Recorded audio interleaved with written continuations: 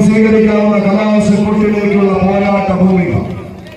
വേലപ്പാടങ്ങളും പൂരനഗരികളും കീഴടക്കി കടന്നെത്തിയ താര പ്രജാപതികളുടെ നാട്ടിൽ നിന്ന് താരപ്രമാണമാരായി മാറുക എന്ന ലക്ഷ്യത്തോടെ കടന്നെത്തിയ പടയാളി കൂട്ടങ്ങളുടെ തേരോട്ടത്തിലേക്ക് പടക്കളം കടന്നു പോകുന്നു. കുട്ടിയങ്കാവിലെ പാടശേഖരത്തിൽ സാക്ഷാൽ കണ്ണമ്പള്ളി ബാലനാരായണനെ മുട്ടുപൊതിച്ച് തത്തമംഗലത്ത് പോരിനത്ത് ഒട്ടാളിക്കാവിലും ഒരെട്ടക്കാരൻ പട്ടയ്ക്ക് മുകളിലേക്ക് ഉയർന്നു പൊങ്ങി വെള്ളിക്കൊടുകാടി നിയോഗത്തിന്റെ നെറ്റിപ്പട്ടം കെട്ടി പോക്കുകയിൽ പൊങ്കിനച്ചാർന്ന പോരിനഗരിയിൽ തെക്കേ ഗോപുരം തള്ളിത്തുറന്ന് പൂര വിളംബര നായകനായി 10,000ങ്ങൾക്ക് നടുവിലേക്ക് നെയ്തിലക്കാവിലമായ ശിരസിലെത്തി നിയോഗത്തിന്റെ ഘടകപോരം നയിക്കാൻ പടക്കളം തേടി കടന്നെത്തി പിന്നീട് നെന്മാറ